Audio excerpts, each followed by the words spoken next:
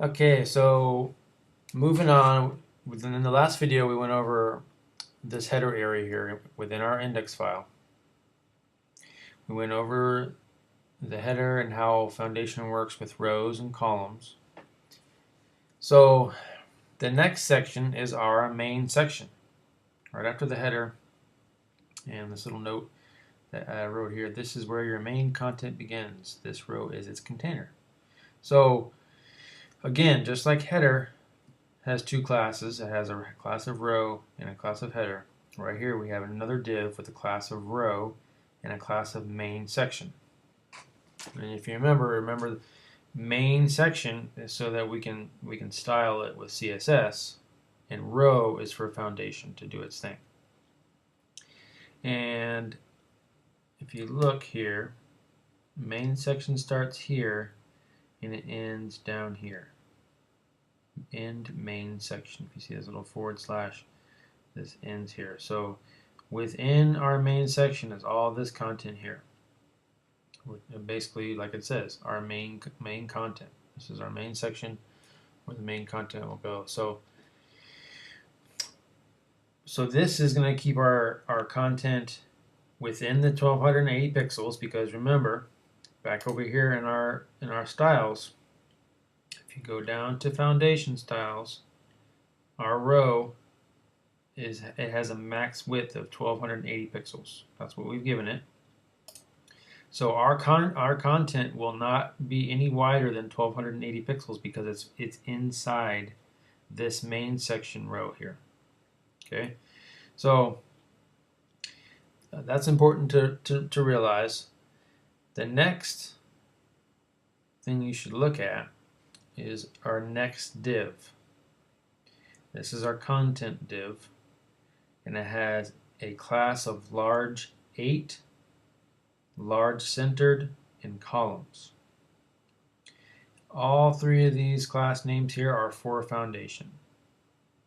So what we're saying is we want this div to be 8 large columns. 8 large columns, and then we want it to be centered. Large center is what that is. The beauty of Foundation is, once you have the CSS file hooked up to this page, all you have to do is write these in and it's going to automatically style it for you and do what it needs to do. Now, if you remember last video, I said that a row can have up to 12 columns in it. So if you look here, this div is not 12 columns, it's only 8 columns. So it's not going to take up the whole row, it's only going to take up 8 columns instead of 12. So if we did not have the large centered here, this div here of 8 columns would start in the left side of your page and go over to about here because it's only 8 columns. But we have it centered, so it's going to be in the middle of our page. So to kind of visualize it, again, we're going to go back to our trusty tool here, the Firebug tool. It's a Firefox add-on. We're going to open it up and go down here, and again, once you hover over body, it's gonna highlight all this because it's the body.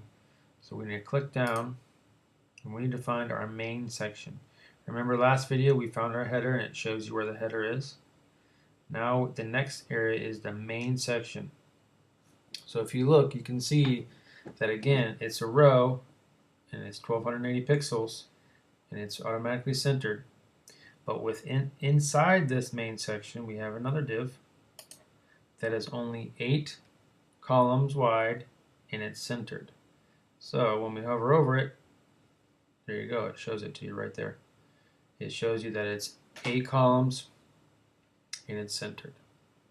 And all we had to do was write that in the HTML because the CSS file, it already has all the Foundation styles in there. So it's nice and quick for you. And I hope that helps you. I hope this is helping you. Like if you're a beginner, I highly recommend using Firebug. If you use Firefox. So if you notice, our main section here, it's got some rounded corners, it's got a white background, it has some opacity so you can see behind it. So let's go back to our code. We're going to go to our CSS file here, landing styles, and we're going to find our area inside here. So again, it's called content. Okay, this div here, this div class content, again, the large 8, large centered, and columns are all for foundation. And then the name content is so that we can target this in our style. So let's go back to the CSS file, landing style CSS, and we find the class of content, which is right here, not far down at all. And you'll notice right here, we've given it a background, an RGBA background, which is a CSS3 property, which the 255, 255, 255 is the color, and then this 0.5 is the opacity. And basically this 255, 255, 255 is white. In RGB, it's white. And then we have it at half opacity. If we went up to 9, and we save it, and refresh it, you're going to notice it has, it's almost full on white. So that's what happens there. And for those of you who are unsure about these codes here, these values, I'll show you a great resource in a second for working those out, working your colors out. But we've given it a border radius of 40 pixels, and that's another CSS3 property. And what that gives us is the rounded corners. So if we back over here and bump this up to 100, you will see our content area, the corners are going to be even more round. See what I'm saying? So that's something that you can play with.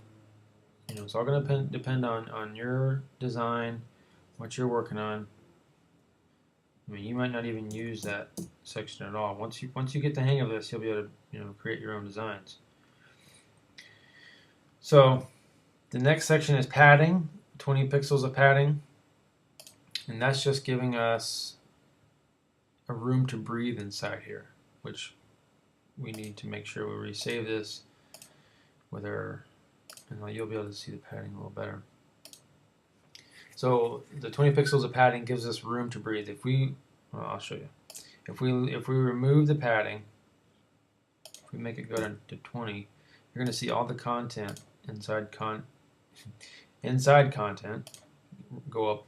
It's going to be snug right up against the edges there, and the tops. You see it gets real close. We don't want that. It's just not a eye-pleasing design. So that's it. That's all there is to the content. If we go back and refresh, our padding's back, and that's our main section there. Okay, and then the same goes for this down here at the bottom. Is a row again. And I put in the notes, this is just an extra section if we want to use it. If not, simply delete it all the way down to the line that says end row, which is right here. So again, within this row, and remember the row keeps the content within 1280 pixels. We have another div with a class of footer, large centered again, it's large 8, and columns again. That's for foundation. So basically we're just saying we want another div that's 8 columns and centered, just like we did here. So you'll notice it's going to look real similar. Obviously it's not as high. It doesn't have the content in there to make it as high as this. But everything else is basically the same for this. And maybe this might, if you're kind of still lost on the, let's go back to Foundation here. This is their documentation again. And remember, we were up here in an earlier video looking at how rows and columns work. So visualize it here. If you scroll down a little bit, where it says centered columns, this will kind of show you what we're doing with these last two areas here. So right here they're saying here's a row, it ends right here, begins right here, ends right here. Within this row we have another div, and we have it centered again, and it's 3 columns. So if you look, our row begins here, it ends here, it's this div inside of it is 3 columns wide, and it's centered. And you can go down to the next one if you want. Row starts here, ends here. Within this row we have another div that is 6 centered columns. And to visualize it, here it is, right here. Row starts here, ends here. Inside of it we have another div that's 6 columns wide, and it's centered. I mean, that's pretty much it. I mean, that's the basics of Foundation for this, you know, for what we're working on. Of course, you can get way more. We can get way deeper into this, and I plan to. But you know, obviously you want to make sure you grasp this first. So not only is this a great way to create a landing page, it's also great for people who want to, you know, start diving into Foundation. I think this is a good starting point to start learning Foundation.